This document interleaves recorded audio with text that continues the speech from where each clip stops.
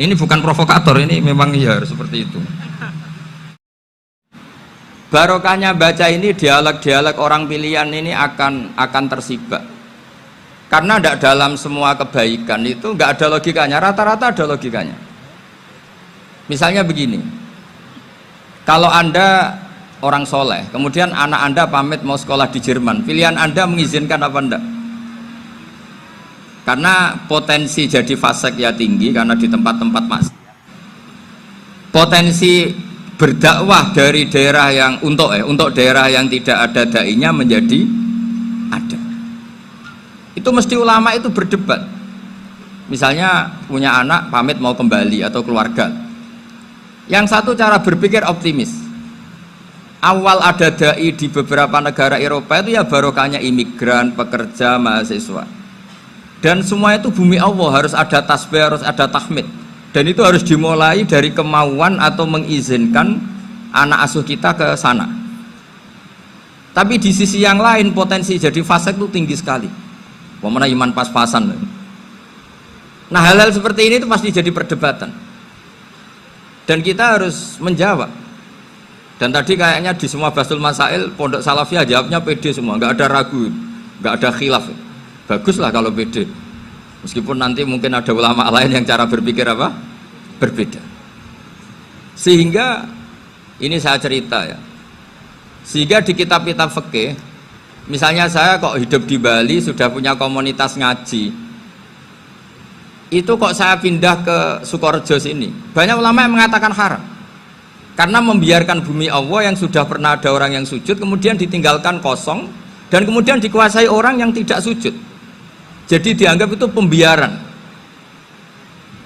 Jadi banyak di kitab Qalyubi, sarahnya Mahalli, jika ada seorang muslim yang hidup di negara orang kafir, dia nyaman, tidak dapat teror, itu nggak boleh lagi pindah ke negara Islam yang sehat. Karena takutnya li'alla yastauliyal kafir tilkal buk'ah, supaya bumi itu tidak dikuasai orang kafir. Jadi ini hal-hal yang para fuqaha itu harus berdebat. Karena ini masalah-masalah furu'iyah. Sehingga mulai dulu ya banyak ulama yang nyun sewu berpolitik, mulai Wali Songo sampai sekarang alhamdulillah yang minat banyak. Mungkin bedanya ikhlas sama tidaknya. Tapi kalau saya pernah dikeluhin utusan dari ya komunitas. Islam Indonesia itu dulu itu ceritanya banyak yang dari Kamboja. Kalau dulu orang cerita itu orang Cempa. Itu setelah di Indonesia besar Wali Songo dan Brawijaya 5 itu sudah mulai oleng, itu singkat cerita mereka berpikir ingin bikin kerajaan apa? Islam di Demak Mintoro dengan raja pertama yaitu Raden Fatah, karena Raden Fatah ini putra Brawijaya.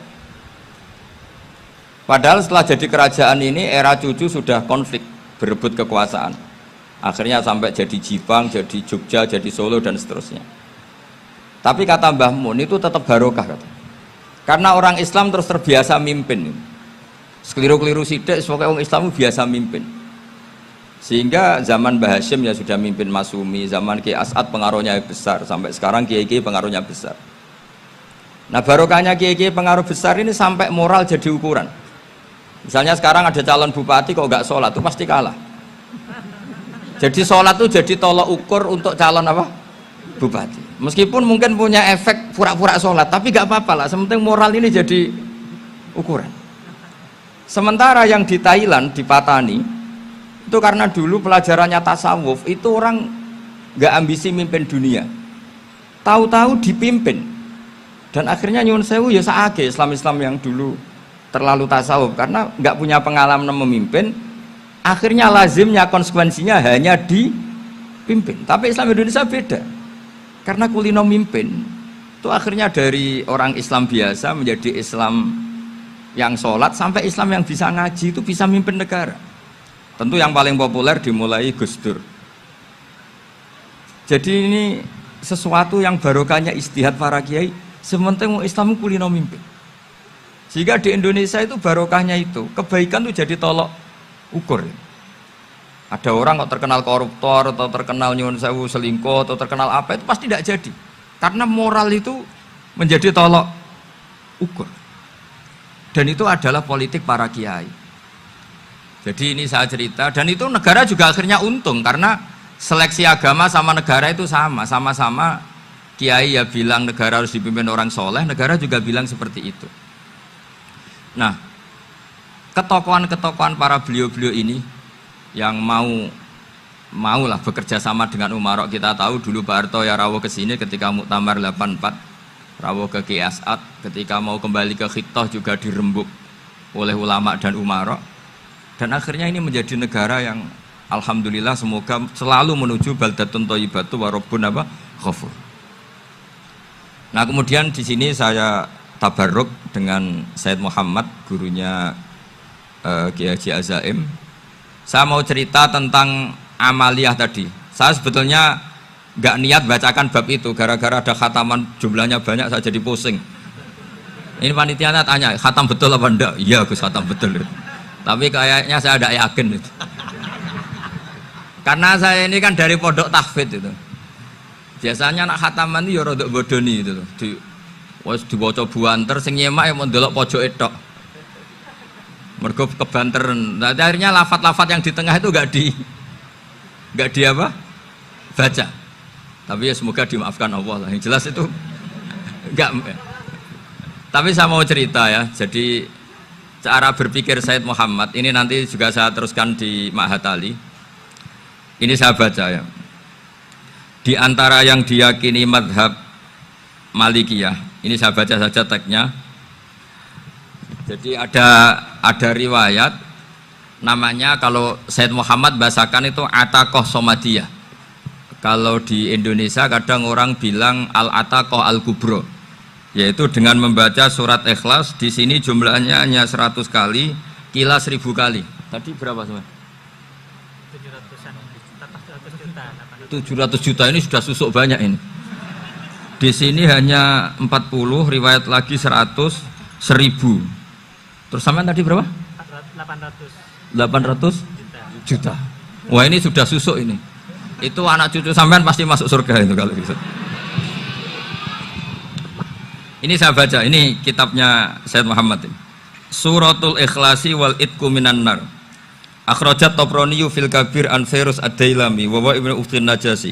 Waqad khadaman Nabiyya sallallahu alaihi wasallam. Orang ini jadi khadimnya Nabi. Qala Rasulullah sallallahu alaihi wasallam, "Man qara'a qul huwallahu ahad mi'ata marratin fi shalat ghairiha kataballahu lahu bara'atan minan nar." Ini hanya berapa ini? Mi'ata marrah. Berarti kalau satu orang itu cukup 100. Tadi sudah untuk 7 turunan tadi untuk orang berapa? Ya, untuk 7 turunan cukup ya? Cukup. Untuk 7 turunan gitu. Ya, sudah susuk ini, sudah susuk ini. Aduh, ribet ini. Nah, ini tak cari pembenarannya, ini supaya keren. Ini di halaman 188 Abwabul Farad. Warwa Ibrahim bin Muhammad al-Khiyari fi fawaitihi an Khudzaifah marfu'an. Man qara'a qul huwallahu ahad alfa marratin faqad ishtara nafsahu minallah. Berarti 100, ada riwayat lagi 1000. Nanti tak carikan lagi yang berapa? 1 miliar mungkin. Jangan banyak-banyak. Nah, ini saya baca ya. Wa hadzal adatu huwa al-ma'rufu bi ataqatis somadiyah. Wa qad nassa jama'atun mutaakhiril malikiyah ala istihbabi ataqatis somadiyah wa haddu ala qiraatiha wa istimaliha. Minhum Asy-Syaikh Abdus Salam Al-Asmar sak terus ini.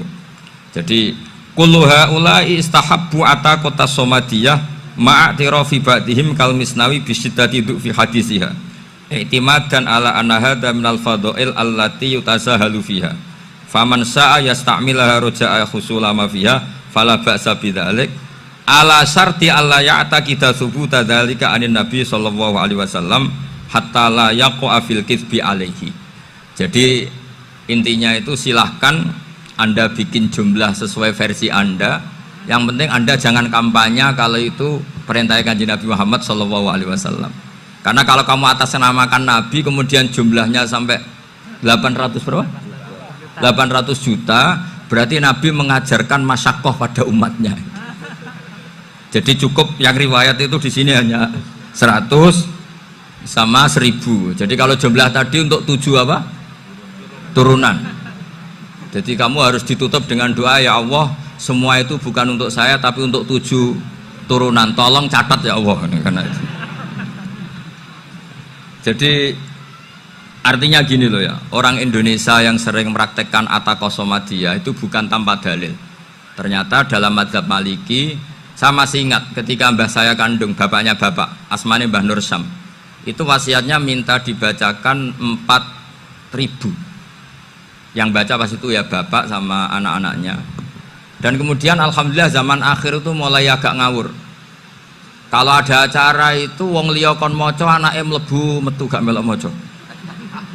Itu keliru, saya jamin itu keliru.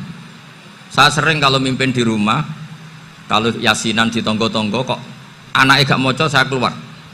Bapakmu wong liya kon maca, kata saya gitu. Jadi itu menurut saya itu yang jelas. Saya sampai ngisi begini, yang ada riwayatnya itu idza mata ibnu adam in qata amaluhu illa min salasin shadaqatin jariyah au ilmin yuntafa'u bi aw waladin sholihin yatullah. Itu tidak ada di hadis au kiyayin sholihin yatullah, kata. Yang ada itu awaladin apa? Sholihin. Jadi anaknya harus ikut, kalau tidak usah, kata. Akhirnya anaknya udah wedi, nggih Gus nggih. Akhirnya tak kei jagung paling akeh, kula mendet sithik. Wong aku ora anake kok. Kadang-kadang enggak, orang lain baca buahnya, anaknya mau melebu metu mau enggak no tamu mbek rokokan. Itu harus ditobatkan itu. Keliru itu. Karena nasnya bukan aukiyayin sholihin tapi awaladin sholihin. Ini bukan provokator, ini memang ya seperti itu. Nah, terus tentang tadi la ilaha illallah yang didawuhkan Gus Azaim.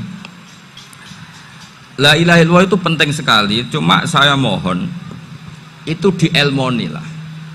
Jadi dulu kalimat ini menjadi spesial karena dielmoni, karena dimulai dari fa'lam annahu la ilaha illallah. Terusannya ayat tuh wastaghfir li dzambika walil mu'minina wal mu'minat. Saya ulang lagi ya. Terusannya ayat tuh wastaghfir li dzambika walil mu'minina wal mu'minat. Makanya menurut mazhab Sadili, kamu disuruh baca la ilaha illallah dulu, jangan istighfar dulu.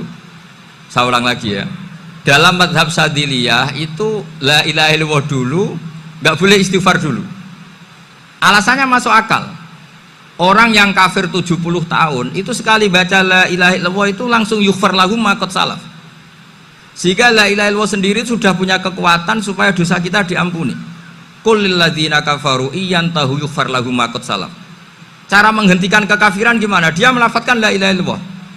Ini kalimat yang begitu saktinya sampai orang yang kafir puluhan tahun itu dosanya semuanya terhapus hanya karena melafadzkan la ilaha illallah. Nah, makanya kata Abdul Hasan Asyadili, wastaghfir li dzambika ay bihadil kalimah. Seseorang sah diistighfari itu kalau melafadzkan la ilaha illallah. Misalnya ada orang kafir mati kafir, sah nggak anak cucunya mengistighfari dia? Tidak sah karena belum melafadzkan la ilaha illallah. Makanya kata Abu Hasan Asyadili, wastaghfir li dzambika ay bihadil kalimah. Sehingga lafadz ini spesial betul. Tapi kadang-kadang beberapa mursyid cara berpikir lain. Ini kalimat thayyibah harus dibaca orang suci, sehingga mendahulukan apa? Istighfar. Untuk supaya pas ngelafadzkan kalimat thayyibah sudah dalam keadaan apa? Suci. Itu juga masuk akal. Tapi secara meyakinkan saya sendiri lebih mengikuti manhajnya Abil Hasan Asyadili karena alasannya tadi, yang kafir puluhan tahun saja langsung luntur dosanya karena melafadzkan la ilaha illallah. Artinya la ilaha illallah sendiri sudah bagian dari istighfar. Nah, ya tadi buktinya fa'lam annahu la ilaha illallah terus wastaghfir li dzambika walil mu'minina. Jadi orang sah diistighfari itu setelah dipastikan sah tauhidnya. Jadi setelah tauhidnya sah, yaitu la ilaha illallah, baru sah apa? Diistighfari. Sehingga orang kafir, saya ulang lagi, orang kafir yang mati kafir, anak cucunya tidak boleh apa? Tidak boleh menistighfari. Terus saran saya kedua, la ilaha illallah itu filosofinya itu nafyun li uluhiyati ghairillah wa isbatun li uluhiyatillah wahdah. Filosofi la ilaha illallah itu gimana? Menafikan semua selain Allah itu tidak Tuhan dan hanya menuhankan Allah semata. Nah itu caranya gimana?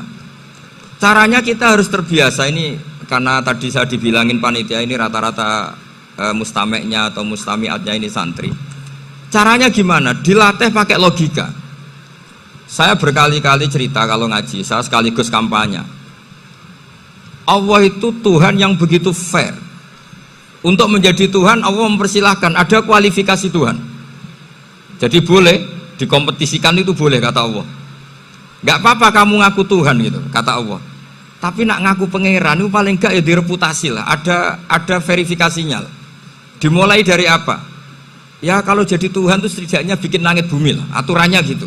Jadi kalau daftar bupati ya daftarlah ke KPU. Masa tahu-tahu jadi apa? Tuhan kemudian tidak punya prestasi bikin langit bumi. Sehingga Allah itu cara ngendikan itu ya fair. Qul ara'aitum ma tad'una min dunillah aruni madza khalaqu minal ardi am lahum syirkun fis samawati. Coba yang kamu tuhankan selain saya, prestasinya apa kan? Ketika saya bikin bumi itu apa ikut bikin? Terus am lahum syirkun fis samawati. Kalau bikin langit, kalau nggak bisa ya urun lah gitu. Urun semen apa urun bego, pokoknya urun lah gitu. Urun ora, gawe bumi ora, ngerti-ngerti ngaku jadi pangeran. Kul hatu burhanakum. Jadi ya kan ya lucu kan, misalnya syarat kiai di Salafiyah kan keluarga Kiai As'ad, cucunya ngaji ngalim. Orang keluarga Kiai As'ad terus aku kiai utama di Salafiyah. Oh mesti dipenjara ya. Lah yo gak gawe langit bumi, gak ada prestasi terus ngaku sebagai apa? Tuhan. Sehingga fair. Makanya saya berkali-kali cerita. Jubair bin Mut'im itu punya anak namanya Muhammad. Ini sudah orang alim, Muhammad bin Jubair bin Mut'im. Itu cerita awala islami abihi. Mut'im itu orang pinter sekali. Saking pinternya dia jadi delegasinya orang Quraisy datang ke Rasulullah sebagai negosiator untuk membebaskan Asra Badrin, tawanan perang apa? Badar. Yang namanya disuruh itu pasti orang pinter. Tapi apa yang terjadi ketika nginep di masjid, karena zaman itu gak ada hotel, nanti jadi geger. Orang musyrik nginep di masjid hukumnya gimana? Bahsul masail tok.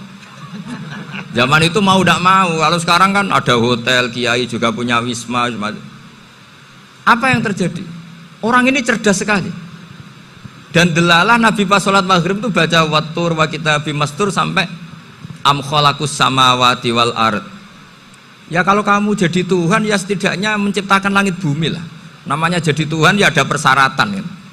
Paling tidak punya reputasi menciptakan langit bumi. Atau kalau jadi Tuhan setidaknya reputasinya itu enggak diciptakan yang lain. Am khuliqu min ghairi syai'in. Ini jadi Tuhan kok punya bapak, punya ibu. Ini jadi Tuhan kok lahirnya di bumi. Ada tanggal lahirnya, ada tahun. Masa jadi Tuhan kok dulu buminya semuanya walhasil tuh. Akhirnya Nabi ketika salam sholat maghrib dia datang, ya Rasulullah, akalku habis oleh ayat yang barusan kau baca. Sudah saya Islam saja. Argumentasi selain Allah Tuhan itu batal. Itu, lah saya mohon santri-santri Salafiyah itu baca Quran sampai seperti itu. Jadi jangan hanya khataman banyak-banyakan maksudnya. Ini bukan nyindir ini, ngamuk ini. Jadi ya khatamannya tadilah 1000 atau berapa lah, jangan banyak-banyak. Juga kasihan malaikat yang nyatet kan. Wong baru subhanallah alhamdulillah aja di teks hadisnya abad al malaikah gak ditete. Itu baru subhanallah alhamdulillah itu sudah mencapaikan malaikat. Makanya saya wiridan tuh arang-arang kasihan malaikat karena nanti jadi itu ya ada madhabnya itu. Jadi kalau Gus Azaim sholat lama tak saingi sholat cepet itu sama-sama ada madhabnya. Yang cepet kayak saya tadi, setan pas tata-tata mau goda pas rukuk saya sudah itidal, mau goda itidal saya sudah sujud, pusing dia. Tapi jangan tiru, ini madhab yang agak-agak khusus lah, sudah cara orang Madura agak khilaf khusus. Khilaf ya, khilaf ini agak khilaf ini sudah. Tapi saya ingin lah, sampean kalau ngaji Quran itu dilatih berlogika. Jadi Allah itu fair, nggak apa-apa kalian ngaku Tuhan tuh nggak apa-apa, tapi tunjukkan prestasi kamu apa. Aruni madza khalaqu minal ardi am lahum syirkun fis samawati. Am khalaqus samawati wal ard. Diulang lagi, am khuliqu min ghairi syai'in. Setidaknya kalau jadi Tuhan itu ya nggak butuh yang lain lah. Masa jadi Tuhan kok wujudnya saja butuh orang lain, butuh bumi, eksistensinya butuh makan, butuh minum. Makanya Allah cara meniadakan uluhiyah selainnya itu, Allah itu redaksinya itu mengena sekali. Yaitu tadi dengan cara-cara seperti itu. Sebagian ayat disebutkan ma asyattuhum khalqas samawati wal ardi wala khalqa anfusihim. Wong Tuhan kok nggak punya reputasi bikin langit, bikin bumi, bahkan untuk menciptakan dirinya sendiri saja nggak bisa. Ya sudahlah, kamu nggak usah ngaku Tuhan, nggak level kata gitu. Akhirnya terus ditemukan Tuhan yang sejati, yaitu wal awwal wal akhir wal zahiru wal batin. Itu yang mut'im ini tadi termasuk orang yang sangat cerdas sekali. Padahal itu bacanya bukan pas basul masail, enggak. Nabi pas sholat maghrib. Juga bukan pas ceramah, enggak. Tapi itu didengarkan. Makanya termasuk ini spesial untuk hormat saya kepada Ki As'ad. Makanya saya ini kalau mentasjik santri-santri, ini agak sensitif, tapi sudah saya tidak perlu takut fitnah. Saya termasuk, kenapa saya ingin jadi ahli tafsir, tentu yang membentuk itu Mbah Maimun dan bapak saya. Bapak saya itu hafal Quran kayak hafal Fatihah, saking senengnya Quran itu. Mungkin bisa kamu saingi itu. Itu adalah orang kafir itu bisa paham Quran. Itu sangat menyinggung saya. Orang kafir itu bisa paham Quran. Ketika Umar Islam itu karena mendengar apa coba? Mendengar apa? Quran. Dan itu masih kafir apa sudah Islam? Masih kafir, karena kalimat-kalimat yang di Quran itu begitu jelas, wal kitabil mubin, sehingga didengarkan orang kafir pun tuh ngefek.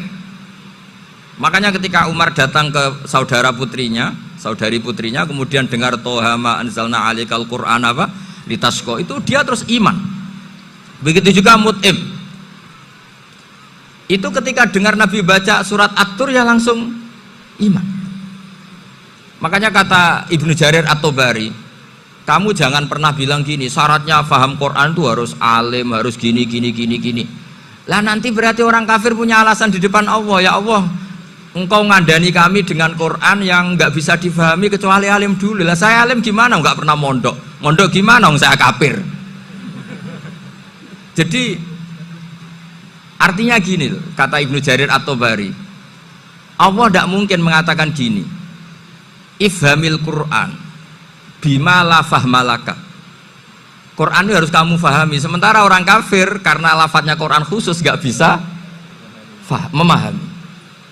Makanya Quran itu dibaca, itu banyak orang kafir yang menjadi muslim karena mendengar apa? Al-Quran, padahal kafir. Nah termasuk tadi Muhammad bin Jubair bin Mut'im ini itu menjadi Islam ya karena mendengar Quran, padahal dia saat itu masih apa? Kafir. Karena tadi logika, misalnya nggak paham secara lafadz Arab. Sekarang misalnya nyuwun sewu ada orang ateis, saya pernah didatangi seorang ateis yang nggak percaya Tuhan. Saya mau Islam Pak Ba, asal Anda bisa menjelaskan Tuhan itu siapa. Coba Quran dibaca secara makna, tidak secara lafadz tapi secara makna. Begini misalnya, ada orang ateis datang ke saya, Pak Ba, saya mau Islam, asal Anda bisa menjelaskan Tuhan itu siapa. Terus saya tanya, ini ngajak goblok-goblokan apa pinter-pinteran, kata saya. Terus dia jawab, ngajak pinter-pinteran Pak, saya ini doktor katanya. Maksudnya di akademiknya dia doktor, mungkin jurusan matematika atau apa, tapi di ketuhanannya jeblok. Terus tak tanya, kalau ini ada kertas, kamu suka ada rumusnya apa suka ada? Ya suka ada rumusnya. Kenapa ada kertas? Ya karena ada yang bikin. Nah kira-kira berstatus membikin atau membuat itu sesuatunya maujud apa enggak?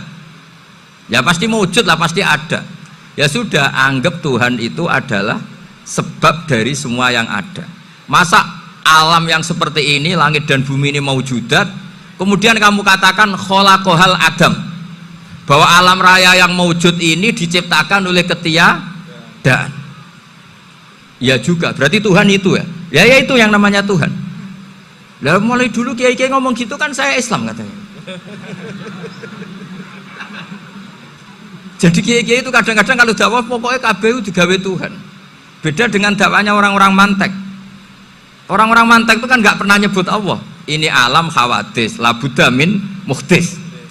Meskipun mereka, nah muhdis ini menurut Islam namanya Allah. Tapi sebetulnya kan nggak langsung bilang Allah. Jadi tak kasih tahu, alam raya ini mewujud nggak? Ya mewujud Pak. Bisa nggak sesuatu yang nggak ada menjadi faktor wujudnya yang ada? Ya nggak bisa, namanya nggak ada itu nggak bisa jadi faktor. Nah itu hebatnya ulama-ulama kita ketika mengenalkan Allah itu siapa? Zat yang wajibil wujud. Jadi kita ini kalah pinter ulama-ulama dulu. Ya alhamdulillah kalahnya sama ulama dulu. Kalau kalah sama ulama sekarang isen lah.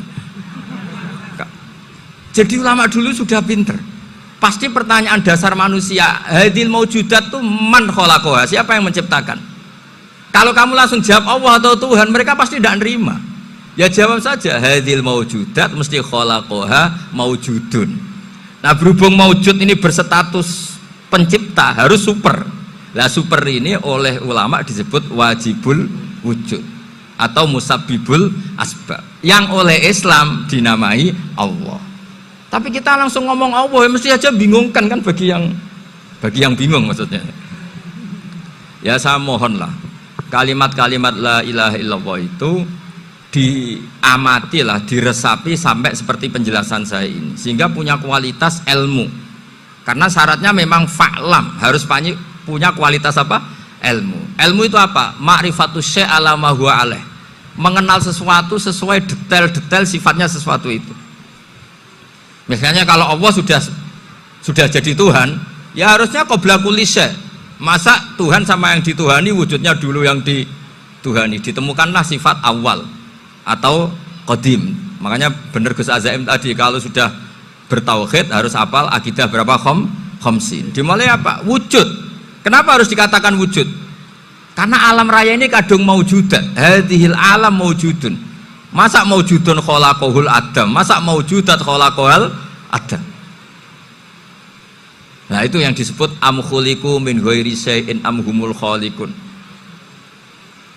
Jadi saya mohon semohon-mohonnya, cobalah tradisi-tradisi lihat baru ayat ini dihidupkan lagi, sehingga kita baca Quran itu sekaligus menjadi orang yang sangat argumentatif. Karena Quran adalah kul falillahil hujjatul balighah. Dilatih. Jangan bosan, dilatih. Makanya kalau saya baca ayat-ayat seperti itu, cek fair Allah itu. Fair betul. Nggak apa-apa saya punya pesaing kata Allah, tapi yang imbang dong. Pas aku gawe langit ya bantulah. Atau ada langit tandingan lah kira-kira gitu. Kalau saya bikin bumi ya ada bumi. Nah misalnya sekarang orang Cina bikin matahari, materinya dari mana coba? Dari yang sudah ada sekarang kan? Tetap saja agak ikut bikin kan? Tapi kalau Allah bikin langit bumi minal adam minal wujud. Kalau mereka paling rekayasa yang sudah wujud di otak-atik. Nah, harus sampai seperti itu. Sampai kata Gus Azim kul hatu apa? Burhanakum tadi. Jadi ini cara-cara kita untuk menguatkan iman. Aruni madza khalaqu minal ardi am lahum syirkun fis samawati. Terus kata Allah, itu nih bi kitabim min qabli hadza au atharatin min ilmin. Kalau kamu nggak setuju teori ini, kata Allah, cari kitab suci versi Anda. Aturan jadi Tuhan itu apa coba? Ya tetap saja semua kitab suci akan mengatakan di mana-mana Tuhan itu pencipta langit dan bumi. Jangan yang lahir di bumi jadi Tuhan. Jangan Lata Uzza jadi Tuhan. Jangan karena sakti jadi Tuhan. Nah ini di sini pentingnya ilmu balaghah, ilmu mantek yang alhamdulillah di pondok-pondok kita masih diajari. Makanya kata mantek, sebetulnya ilmu akal hanya menemukan hadil maujudat khalaqaha maujudun. Nah yang maujud ini siapa? Ya wajibul wujud. Nah kemudian Islam menamai ini Allah Subhanahu wa ta'ala. Makanya ulama dulu itu kalau ngendikan Allah itu siapa? Zat sing wajibul wujud. Itu filosofinya luar biasa. Karena dengan seperti ini bisa menafikan teori ateisme bahwa alam raya ini diciptakan oleh ketiadaan. Makanya saya bilang tadi, ngajak goblok-goblokan apa pinter-pinteran gitu. Lah nek ngajak goblok-goblokan yang ini hadhil maujudat khalaqahal adam. Terus kita goblok bareng. Loh iya kan, barang maujud diciptakan yang tidak maujud. Wong ora wujud kok mempengaruhi sing wujud. Ya monggo nak goblok bareng kata. Akhirnya, gak lho Gus, saya ini dokter masa kamu ajak goblok? Ya sudah, pinter saja kata saya. Alhamdulillah karena debat kecil ini dia menjadi nyaman lagi dengan apa? Islam. Paham gitu? Dadi madzhab ulama tiang-tiang riyen sing mboten dosa iku apik, wong eling dosa iku sombong. Mestine ya kudu eling sisi-sisi hidayate Allah. Piye wae sedina mangko diparingi salat subuh, salat zuhur, ngrumat anak, ngrumat bojo. Mau bojo ngamuk kowe ya sabar. Ning dalan ana wong macem-macem ya kowe sabar. Hari ini saya tidak zina, hari ini saya tidak selingkuh, hari ini saya tidak minum narkoba. Musuh eling-eling terus. Mau aku turu yakin jah gak zina, gak narkoba, gak mau tangi turu alhamdulillah, mau turu gak maksiat. Enggak ngombe alhamdulillah gak nyabu. Wis wali tenan. Lan nek Ihya ana cerita ulama takoki pangeran. Hei ulama, kowe ning donya diulamakno. Kowe saiki sowan aku ketemu ngamal apa? Ulama iku bingung. Sama agak percaya delok teng Ihya teng Kitabur Raja. Bareng bingung mbek pangeran dibarno. Sono ulama takoki, "Nak kowe piye?" Kula Gusti.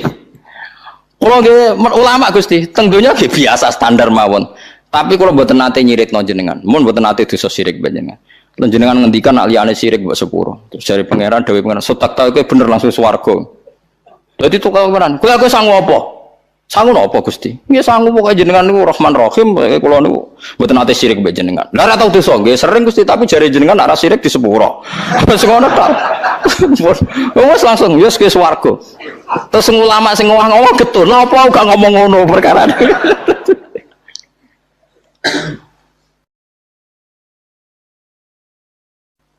Lho nggih kula niku nak roh wong nggih utange kuwatha terus anake nakal nakal. Ya kok tetep iso guyu nangis sik rahmane pangeran. Wong bingung ngono ya kok guyu.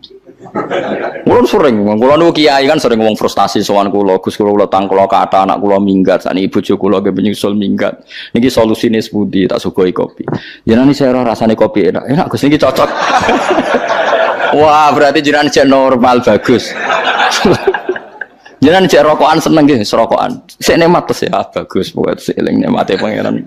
Kuwi niku mawon pokoke jenengan eling nak ngopi niku enak, rokok niku napa enak. Mohon pokoke jenengan kudu eling terus rahmate pangeran. Ampun eling bojo mingkat macam. Anggap mohon bojone sampean cerdas, menghindari kebangkrutan ke yang lebih baik.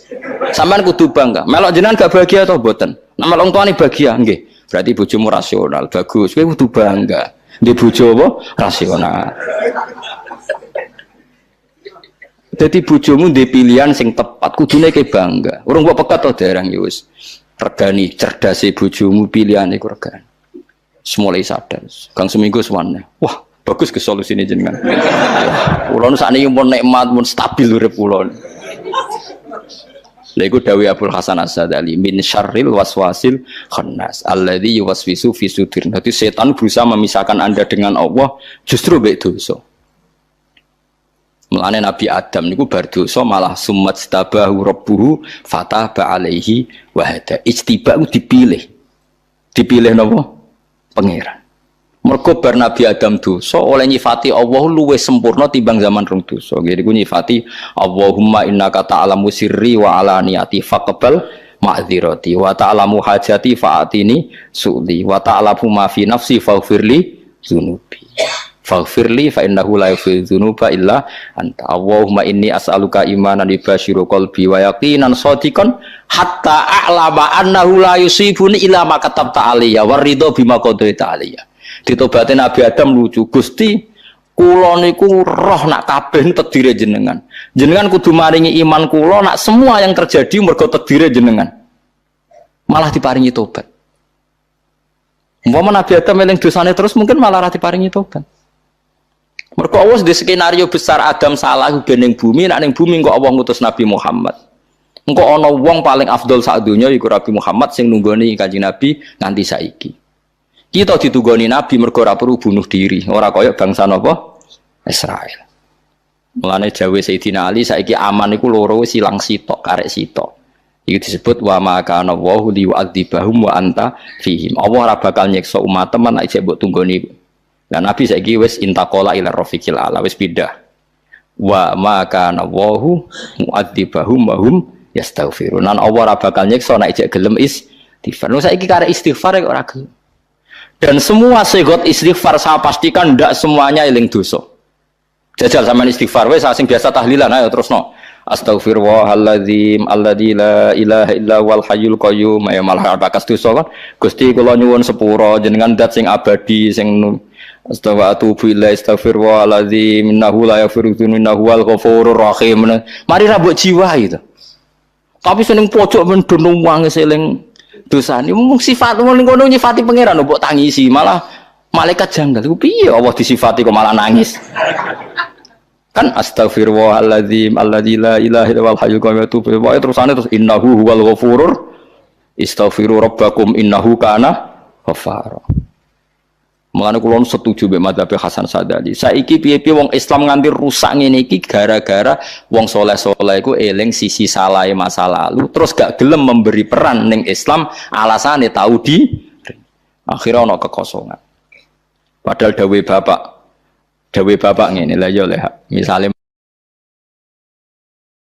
maling itu terus ngisi jeding masjid ayo tetep maling ngisi jeding masjid ayo tetep artinya ya tetep dadi ngamali la opo eling tau maling terus ora tau ning masjid jare isin mergo tau terus padahal misale ngisi masjid yo misale saiki ana wong fasik teko ngaji nambahi jumlahe akeh pengajian mau teko ngaji mergo ngrasa fasik. Lah sing misale wong fasik merasa fasik kabeh tetep nekani pengajian, nak pengajian mayoritas. Mergo sing fasik lah teko. Lah nek misale sing fasik aku mau teko wong rusuh, akhire sing ngaji sepi to wong resik tok. Berarti sing ngaji wong ujub tok ngrasa resik. Malah repot toh. Lho wong ngrasa resik ra wong napa? Ujub. Dan ini jadi penting ke pengetahuan jenengan. Piye-piye Nabi Musa nate dikalahno Nabi Adam, perkara nyalahno Nabi Adam nate napa? Nate napa? Dosa. Ternyata dosane Nabi Adam summa jatabahu rabbuhu fataba alaihi napa wa hada. Dadekno dipilih Allah Subhanahu wa taala. Nggih terus sampean kudu ngerti kenapa Nabi Musa tau di rumah Firaun, Nabi Muhammad tau di rumah Abu Lahab.